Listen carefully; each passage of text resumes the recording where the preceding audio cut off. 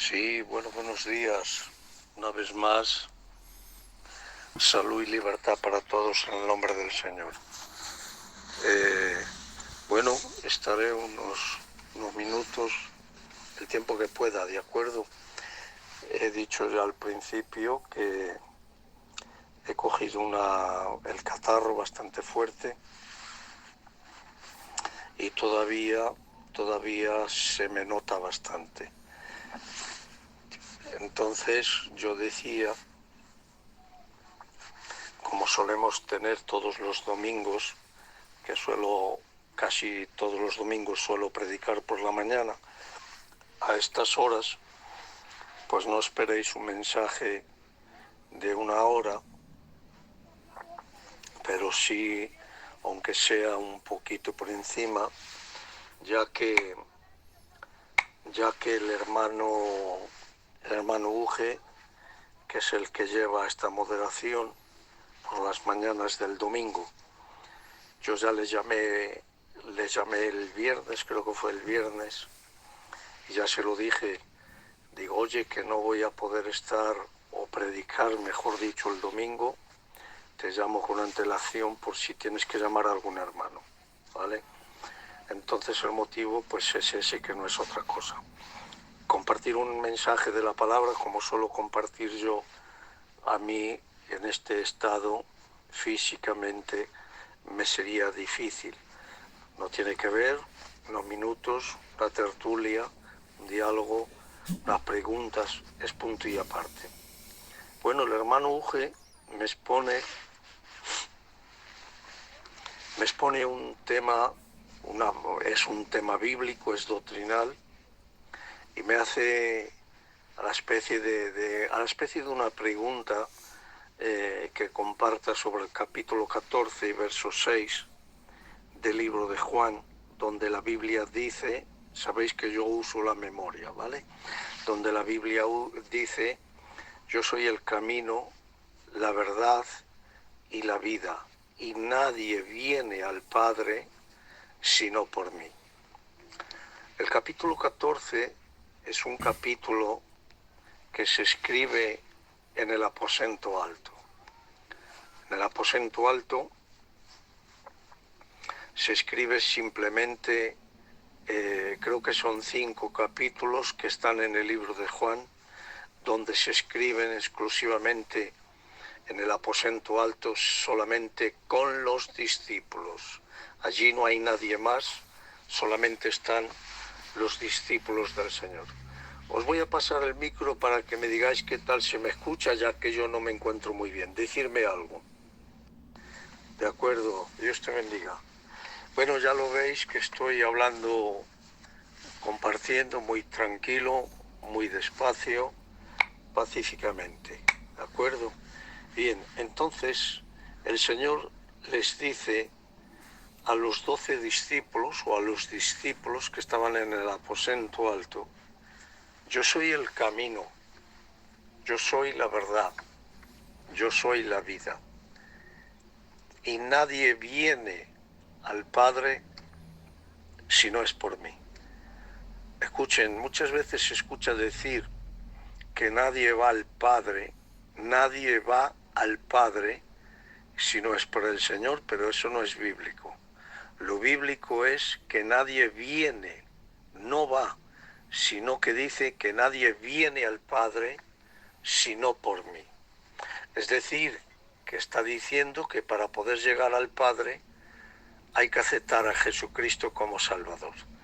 La persona que no acepte al Señor, crucificado en la cruz, es imposible que pueda tener vida.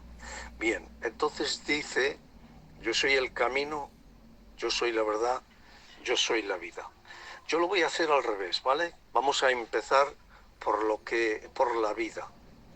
Cuando Dios crea el universo, vida de Dios en la tierra no la hay. Hasta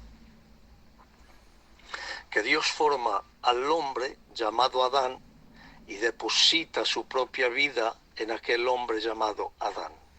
Y a partir de ahí sí que había vida, atención que voy a explicar esto a ver si puedo, sí que ya había vida de Dios en la tierra porque en el capítulo 1, cuando Dios creó la tierra, la Biblia dice que la tierra estaba vacía.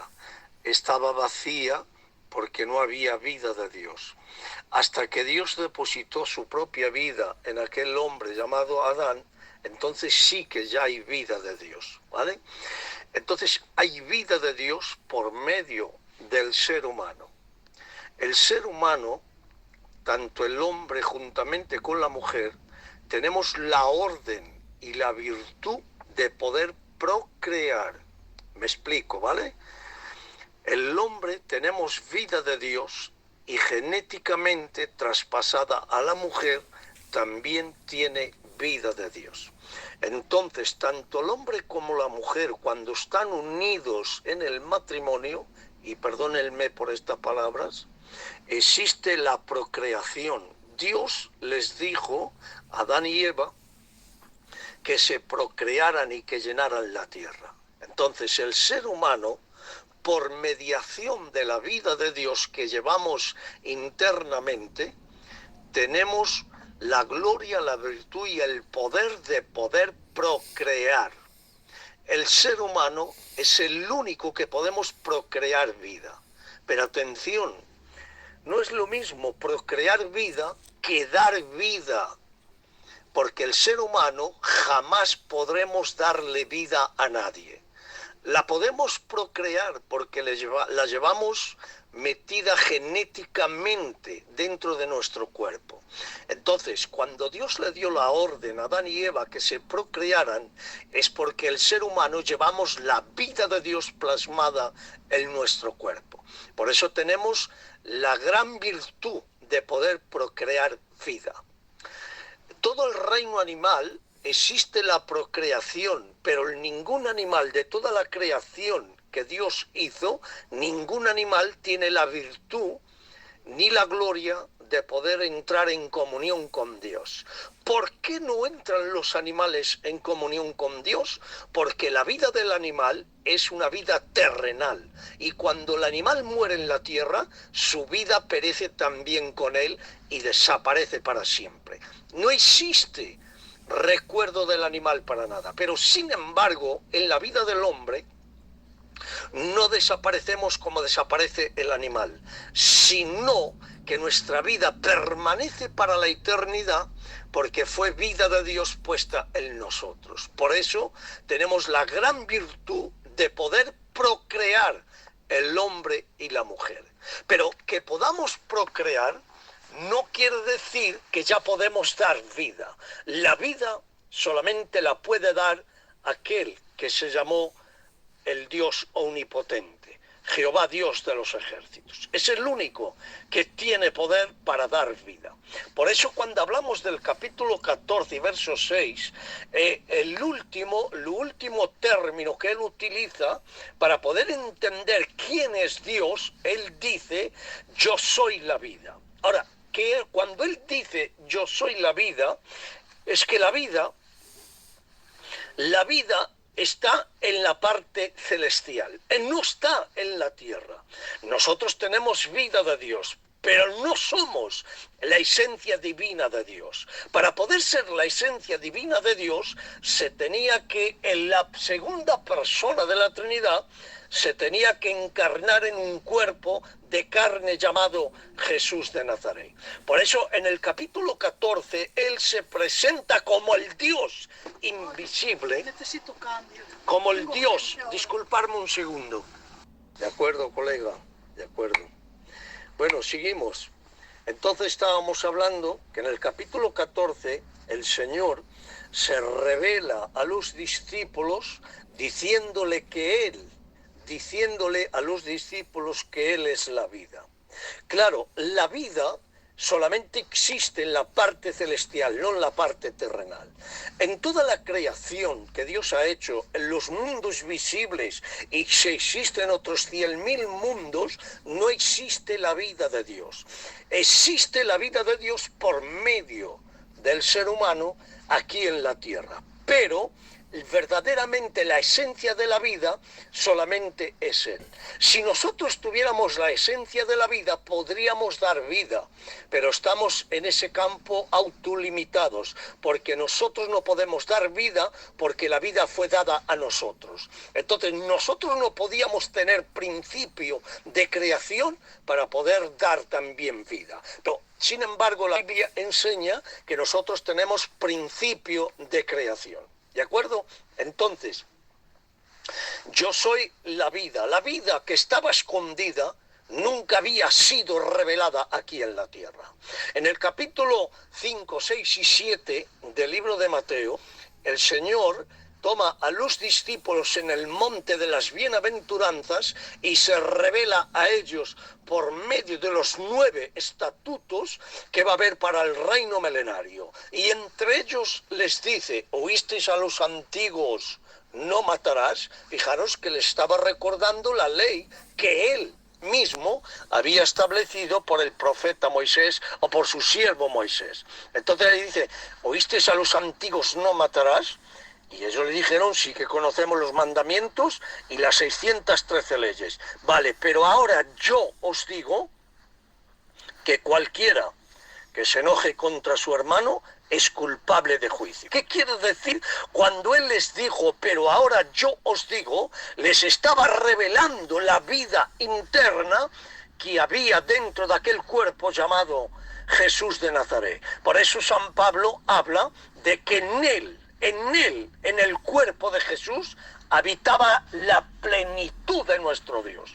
Por eso cuando se revela a los discípulos en el aposento alto, les está recordando el pasaje bíblico del capítulo 5, 6 y 7 del libro de Mateo, cuando también estaban los discípulos en el monte de las bienaventuranzas. Ahora, en el capítulo 14 de Juan, les está hablando a la intimidad. Yo soy la vida. ¿Qué es la vida? La vida es la vida es de donde emana toda la creación.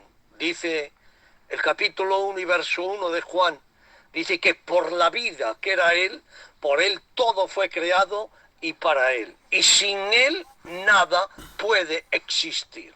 Por lo tanto, tenemos un detalle muy importante, escondido dentro del cuerpo de Jesús, se revela a los discípulos diciéndoles: yo soy la vida.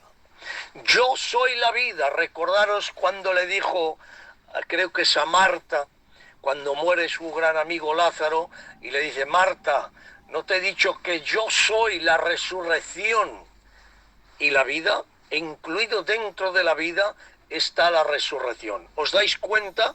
Entonces podéis entender, hermanos, que dentro del apartado llamado vida, que nosotros llevamos vida de Dios, pero sin embargo no podemos dar vida. El único que puede dar vida es el Señor. Entonces vemos una barrera. Tenemos vida de Dios, podemos procrear vida, de acuerdo, pero nunca jamás podremos dar vida. El único que puede dar vida es aquel que se revela en el aposento alto exclusivamente a sus discípulos. Mirad que os digo, yo soy la vida, y fuera de mí nadie puede venir al Padre. Porque para poder llegar al corazón del Padre, tenemos, hermanos, que entender que primeramente tenemos que tener vida de Dios. Si no tenemos la vida encarnada en nuestro cuerpo, es imposible poder reconocer la altitud que tiene el Padre. Porque para poder llegar a la categoría del Padre, primeramente tenemos que conquistar el corazón de Jesucristo. Por eso dice que nadie puede venir al Padre si no me acepta primeramente a mí. ¿De acuerdo? Entonces estamos hablando la vida. Hemos empezado por lo último, para poder entender el principio. Jesucristo es la vida, y fuera de Él nadie ni nada podemos hacer nada. La vida. Ahora vamos al segundo apartado que les dice: yo soy la verdad. Claro. Ahora veréis cómo encaja, un párrafo encaja con el otro. Yo soy el camino, soy la verdad y soy la vida. Bien, yo soy la vida. Y ahora dice, anteriormente dice, yo soy la verdad. Claro, dice la escritura,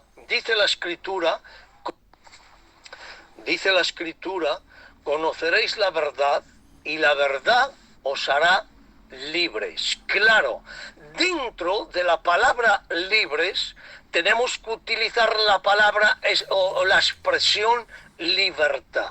La persona, para poder tener o conocer la verdad divina, la verdad espiritual, tiene que morir a la verdad aquí de la tierra, que es la contraria a la verdad celestial, es la mentira. Por eso la persona, mientras no conoce a Dios, para poder entender que en Él mora la verdad, tengo que deciros que vive una vida de hipocresía. Y atención, con esto no quiero decir que la persona sea un hipócrita, sino que estoy hablando globalmente, literalmente, a pasos agigantados a nivel universal. Toda la gente que no conoce la verdad no puede tener libertad para la expresión, porque hoy en día existe la libertad de expresión. Pero ¿qué clase de libertad de expresión estamos utilizando? Porque hoy en día es muy fácil levantar un falso testimonio y apuntar a alguien. Es muy factible hoy poder tomar un testimonio que no dice verdad para acusar a uno que sí vive realmente en la verdad. Por eso dice, yo soy la verdad. Claro, cuando él dice, yo soy la verdad, es que está hablando de que había un ser angelical llamado Belcebú, Satanás, que Dios lo reprenda, que en él y de él salía la hipocresía de la mentira. Entonces, para poder vivir arraigados bajo el poder que tiene la verdad, tenemos que abandonar el camino de la hipocresía. Por eso el apóstol San Pablo enseña que lo primero que nos tenemos que vestir en la armadura de Dios son los pies preparados para el apresto del Evangelio. Si nuestros pies siguen caminando en el mundo que hemos caminado hasta que hemos conocido al Señor, es que no vivimos en la rectitud de la verdad. Seguimos caminando bajo la esclavitud faraónica que nos lleva a la esclavitud de la mentira y de la hipocresía. Jehová reprenda en este tiempo todo el demonio que quiera implantar mentira y hipocresía y resalte la esclavitud por medio del poder que tiene la palabra, que rechace la esclavitud, mejor dicho, y que realce la verdad de la palabra en nuestro corazón. Necesitamos vivir en la verdad para poder cambiar el ambiente dentro del campo de la vida. Porque para vivir dentro de la vida pura, sana y verdadera, hay que vivir primeramente dentro del campo de la verdad. Porque la gente que vive a pies, a medias en el campo de la verdad, esta persona es que no ha conocido el camino. Entonces no he llegado todavía ahí, pero que es necesario poder explicarlo para poder entender que para poder llegar a la vida tenemos que vivir siempre en la rectitud de la verdad. No podemos cambiar, hoy digo sí, mañana digo no, pasado digo para allá y para el otro lado digo por el otro lado. Eso es una hipocresía. Necesitamos gente, dice el capítulo 4 y verso 24 del mismo libro de Juan, dice que Él es espíritu y que busca gente que le adore en espíritu. La gente que adora a Dios verdaderamente, escuchen bien, no se aparta de la verdad. La verdad es el punto principal de la persona.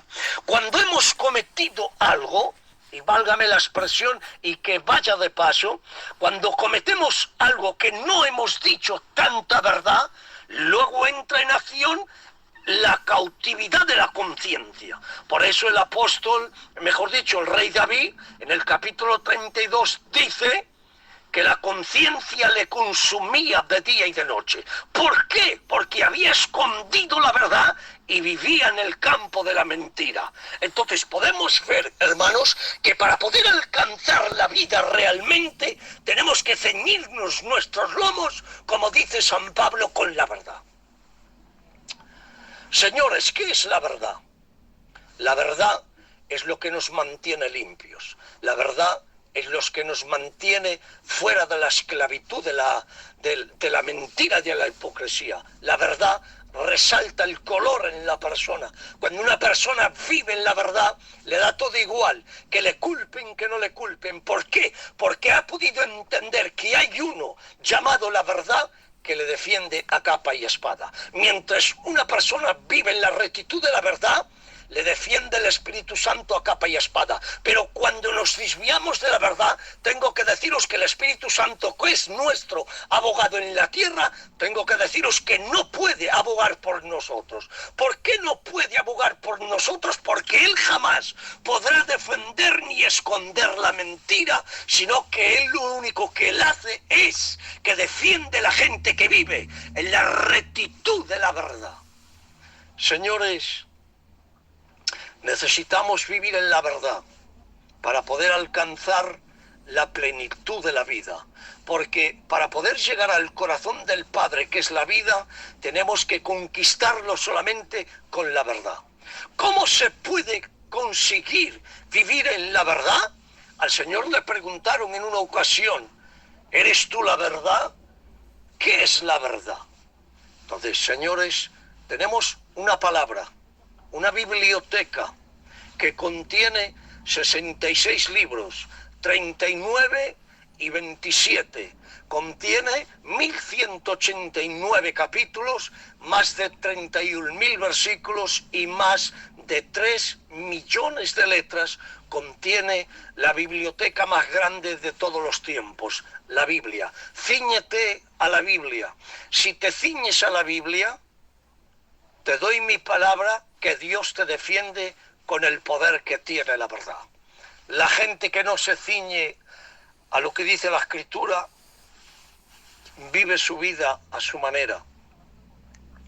Y vivir nuestra vida a nuestra manera, a nuestro antojo, no es que estemos ceñidos. Como dice San Pablo, ceñir vuestros lomos con la rectitud de la verdad.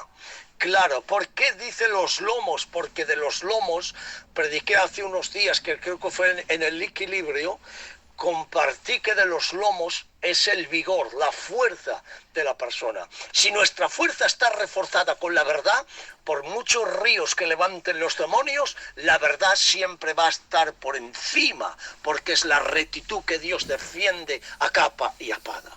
Os comento esto, ¿vale? Me invitaron a visitar una iglesia hace ya muchos años, creo que más de 20 años, y estuve predicando la palabra. Y prediqué un tema en contra de los demonios. Bueno, pues ya nos dijimos hasta luego, y al salir de la capital, en un cruce, vino un coche y me chocó justo en el cruce, me pegó el coche al mío, y el Señor decía que yo era el culpable, Y yo le dije, mira que te digo, no muevas de ahí el coche, porque según tu actitud, tú dices que yo soy el culpable. No pasa nada, vamos a llamar a la Guardia Civil. Exactamente, tardó, no sé si 15 o 20 minutos, vinieron allí la Guardia Civil de tráfico, preguntó de quién era el coche, dije, ese coche es el mío, quítelo y póngalo encima de este pasillo, y al otro señor igual. Tomaron los apuntes, al mes o así, me mandaron la resolución y me dijeron que yo era el que decía la verdad, que el culpable era él y que mentía, porque los guardias civiles no pueden opinar bien para uno o mal para otro, tienen que regirse por la ley de la jurisprudencia que ellos tienen, la Dirección General de Tráfico. Entonces me dieron la razón a mí. Señores, no te mates, no riñas, no le faltes al respeto a nadie, que aunque tú tengas la razón y quieran quitarte la razón, no te preocupes, que con el tiempo Dios la va a hacer resaltar sobre tu persona. Qué mejor verdad que cuando es Dios que nos avala. Que diga la gente lo que quiera, que el testimonio principal es que vivamos en la verdad. He dicho que el Espíritu Santo es nuestro abogado en la tierra y no nos puede abogar cuando no vivimos en la verdad. Claro, porque la Biblia enseña que Él ya es santo, su naturaleza ya es santa por sí sola. Y como Él es santo, no puede encubrir lo que es mentira ni hipocresía, porque atención, y dejarme que lo diga, porque la mentira y la hipocresía es un engaño, y un engaño unido con la mentira y la hipocresía es un mortal pecado, es un pecado mortal. Por eso os recomiendo que vivamos ceñidos los lomos con la rectitud de la palabra que nos lleva a la verdad. Por lo tanto, hemos entendido que para poder alcanzar el camino que nos lleva al Padre, hay que vivir en la rectitud de la verdad. ¿Y quién es la verdad? Jesucristo por excelencia, ¿vale? Ahora bien, vamos al punto número 1, cuando dice, soy el camino, la verdad y la vida. Bien, vamos al camino. Escuchen bien. Hay 3 caminos aquí en esta tierra, en este mundo. Hay 3 caminos que son caminos a nivel mundial, los 3 caminos principales que hay aquí en la tierra. El primer camino que hay es el camino de Jerusalén, Tierra Santa. Es el mayor número de peregrinación de todos los países del mundo. Recurren cuando quieren hacer una peregrinación a nivel universal, tienen que ir a Jerusalén. Jerusalén es el camino número 1. El camino número 2 es el Vaticano, donde está la concentración de los papas a nivel universal. Ese es el camino número 2 en la plaza de San Pedro, como se conoce allá en Roma. Y el camino número 3 es nada más y nada menos que Santiago de Compostela.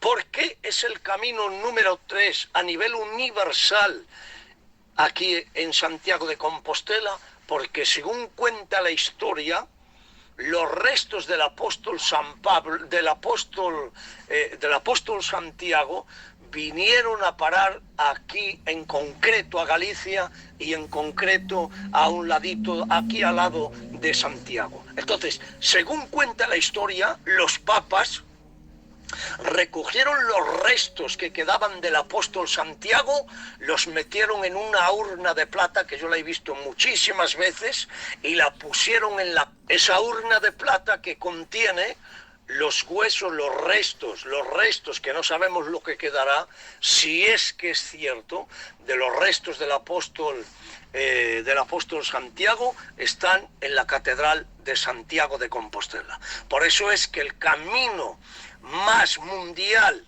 de peregrinación, aparte de Jerusalén y el Vaticano, es Santiago de Compostela. Todo el año entero,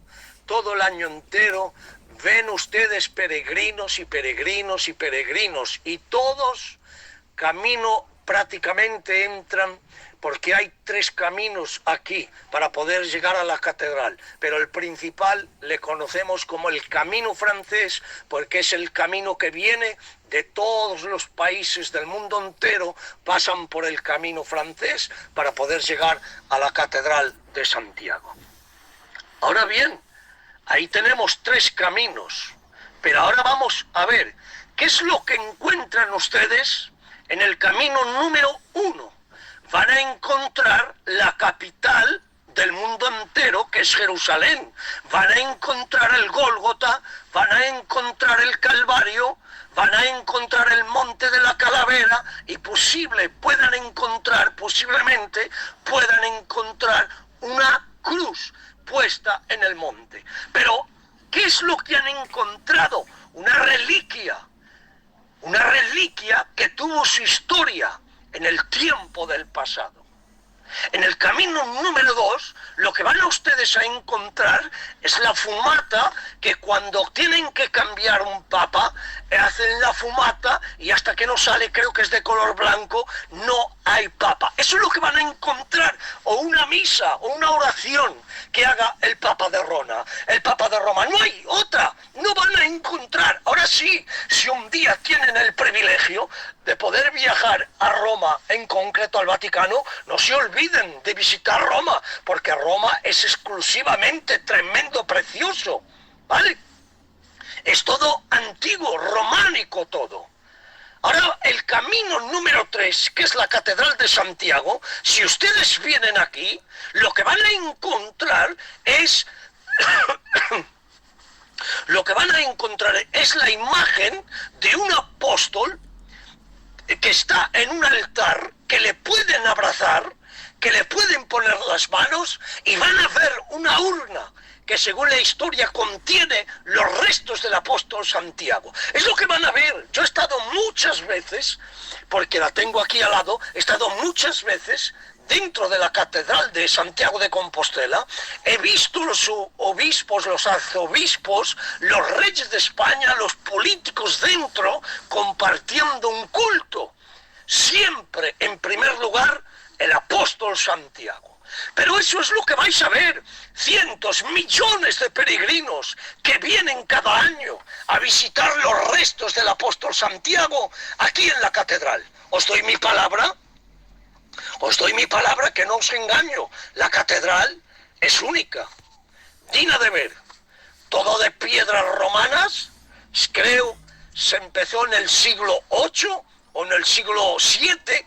En el siglo VII o en el siglo VIII se empezó a construir la Catedral de Santiago y estuvieron muchos siglos para poderla terminar. Es espléndida, es tremenda.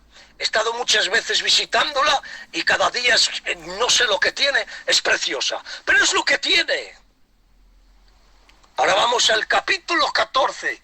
Señores, el aposento alto, donde iban a parar los que no tenían dónde vivir, donde el Señor, que no tenía casa, no tenía hogar, se llevó a los discípulos y venid conmigo, os voy a enseñar un camino, porque si venís aquí a Jerusalén vais a encontrar un calvario vacío.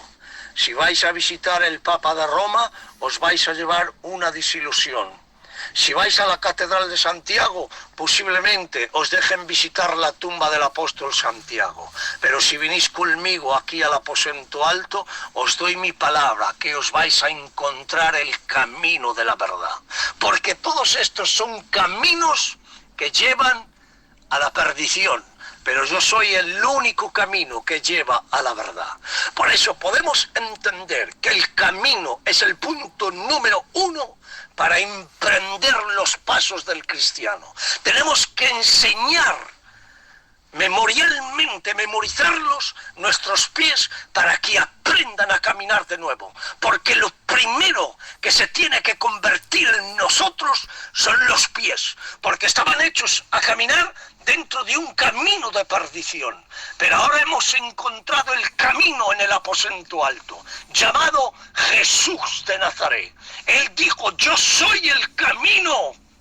Yo soy el camino que lleva a la verdad, porque habrá muchos otros caminos como los que he mencionado, que pueden llevar a la mentira, a la hipocresía y a la perdición. Pero yo soy el camino que lleva a la plenitud de la verdad y, por supuesto, a la gloria de la vida. No puede haber vida de Dios si no tenemos escondido, viviendo en la rectitud de la verdad. Y es imposible que vivamos sometidos a la rectitud de la verdad si no hemos encontrado el camino que nos lleva a la verdad. Jesucristo por excelencia. Podremos ir a Jerusalén, encontrarnos con el Calvario, podemos ir a Roma, podéis venir a Santiago, pero la persona que no tiene el encuentro con el camino que resalta en todas las escrituras, que es Jesús el Nazareno, jamás podrá encontrar la verdad, ni mucho menos la vida, para poder alcanzar el corazón del Padre. Entonces podemos entender, hermanos míos, que para poder conquistar el corazón del Padre, que es lo último, primeramente tenemos que hallar la vida, la verdad y, por supuesto, caminar en el camino que nos lleva a la verdad. Es difícil que cuando una persona ha nacido de nuevo, ahora tiene que él convertir los pies, porque los pies nos llevan a sitios o lugares que antes frecuentábamos, pero que ahora ya no podemos frecuentar. Ahora los pies tienen que volver, dar un giro de 180 grados para volver las sendas que antes no hemos andado ni conocido. Caminábamos en el camino de la perdición, pero ahora tenemos que dar la vuelta para encontrarnos con el camino de la salvación. Es totalmente al revés, viceversa. El camino que caminábamos, el camino de la perdición, el caos, el abismo y el infierno. Pero hemos dado un grado de 180 grados, una vuelta, y hemos encontrado un calvario con Jesucristo esperándonos. Señores, hemos encontrado no solamente la salvación, sino que hemos encontrado el Padre y una eternidad viviendo en el reino eterno celestial. Por eso termino ya, ¿vale? Voy a terminar ya. Entonces tengo que deciros que para poder conquistar el corazón del Padre, tenemos que alcanzar que nuestro yo reine la vida por completo, alimentada por la esperanza llamada verdad. Qué bonito es cuando una persona dice verdad, vive la verdad, camina la verdad, está limitado dentro de la expresión llamada verdad. Vivamos en la verdad. No tragiversemos día sí, día no. Mañana estoy, pasado, me he caído. Escuchen bien, eso no es de cristianos. Porque no hemos convertido los pies, no le hemos enseñado a los pies y hemos convertido los lomos, dice San Pablo. Que vuestros lomos sean la fuerza de la verdad. Hasta aquí ya no puedo más, ¿de acuerdo? Que Dios os bendiga grandemente. Espero haberos hecho bien con esta palabra que es bíblica, es doctrinal. Para poder entender qué es venir al corazón del Padre, punto número 1, primeramente vivir en el camino. Punto número 2, sujetarnos a vivir en la verdad. Y punto número 3, entendemos que tenemos una vida plena en Cristo Jesús. Que Dios os bendiga y espero haberos hecho bien. Adelante, compañeros. Uge, una